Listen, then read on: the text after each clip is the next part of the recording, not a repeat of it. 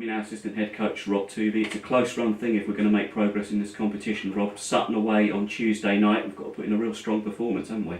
Yeah, definitely. It's definitely going down to the wire in the group. But yeah, we know what we have to do in terms of going through. It's a competition at the start of the season that we wanted to do well in, and obviously there's a place at Wembley at the end of it, so it's really, really important to us, and we'll be hoping to go against a really strong Sutton side and put in a good performance, and hopefully that can lead to us progressing. Yeah, indeed. I mean, local pride at stake as well. I mean, at Sutton, they've done really well since they've come into the Football League. You've been and seen them as well, haven't you? Yeah, I've been to see them live and watched a few games with them as well. They're a local club to myself, so yeah, I get down there when we don't have a game. But yeah, Matt's done a great job there to get promoted last season, and the start they've had this season, they've been absolutely superb. And I know the guys that work there in the academy, and they've got a great youth set up as well as a great first team squad and that. So we know that whoever we face on Tuesday night, we're in for a really tough game. They're on the way up in the world, but of course, you know, there's always been that link between the two clubs over the years, that little bit of rivalry. But you know, you think of Jason Goodliff, Ricky Wellard behind the scenes there. They let us use their 3G pitch. They're a well-run club, aren't they? Yeah, just really good people, and a really well-run club. So yeah, really, really looking forward to seeing them on the night. But everyone, if you look at it, the service that Jason gives to this football club and the service that Ricky gives to the football club, they deserve the sort of rewards that they're getting now for it. So yeah, really looking forward to them, and can't thank them enough for the legacy that they left in a Wimbledon shirt as well. Absolutely. Just turning back to Saturday's performance in the FA Cup against a plucky non-league side, Guiseley, who gave it their all. We're through at least, aren't we, of course, and we've kept a clean sheet. So how's things gone in preparation on Monday now? Yeah, we've had a really, really positive day today. The session today has been absolutely superb. Obviously, Guiseley we put to bed this morning in terms of our review. But upon reflection of the game, first half, I thought that we played some really, really good football. Played through the thirds. Probably our final ball was the only thing that let us down in the first half. But I thought in terms of our play, it was really exciting. Second half, I felt at times we went a little bit more direct and probably went away from it. But I think it's really important that the direction that the club want to go in, that we need players that are confident, that want to get on the ball and want to receive the ball under pressure. And at times we have to be patient, because at times the opposition are going to pose us different problems, and we have to be patient within our possession.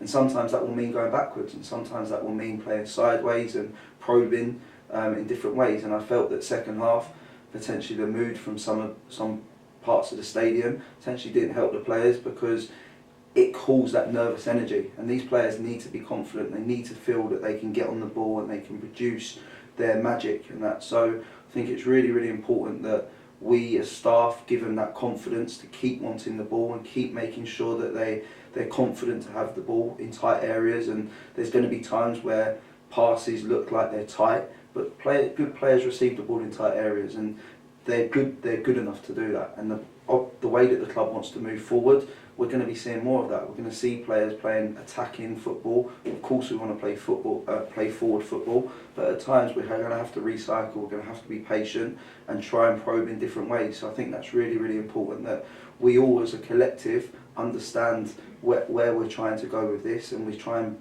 give the players as much confidence as possible to try and execute that plan. Fair point, Rob. Turning on to Tuesday night's game, of course, as well.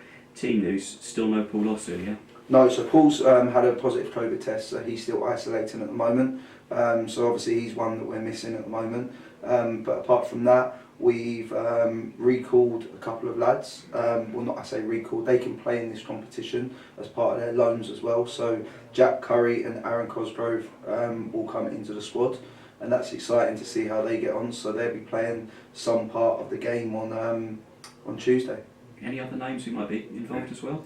So you got Currie, Huseyin Biler, and Aaron as the main three that will be involved. And obviously we'll be potentially looking at a couple of under-18s. There's a couple of things we just need to look at just in-house before we sort of select them. But yeah, obviously last round we were quite young. This round we'll have a good mixture of more experienced players and obviously a few youngsters sprinkled in with that as well. You mentioned Currie, they're a player that you've worked with over a long period of time.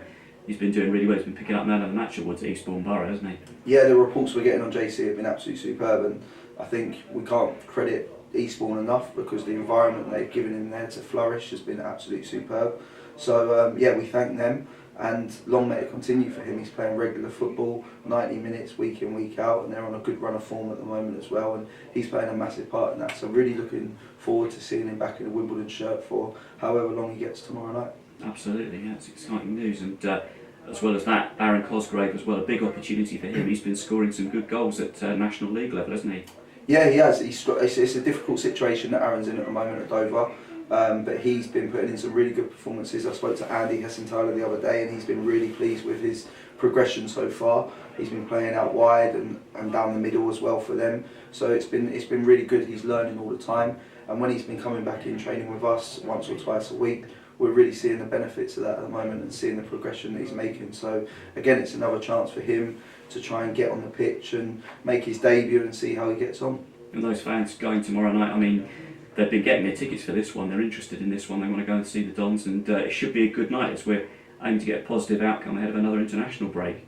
Definitely, I think obviously we're without some of the international players that have gone already, but yeah, as many fans as we can get down there will be great. The history of the venue that we're going to play at is there to be seen with the club, and I think yeah, it's a local derby, and it's a game that hopefully we can progress in the tournament and get closer to Wembley. Absolutely, Rob, thanks for your time. Cheers, Rob.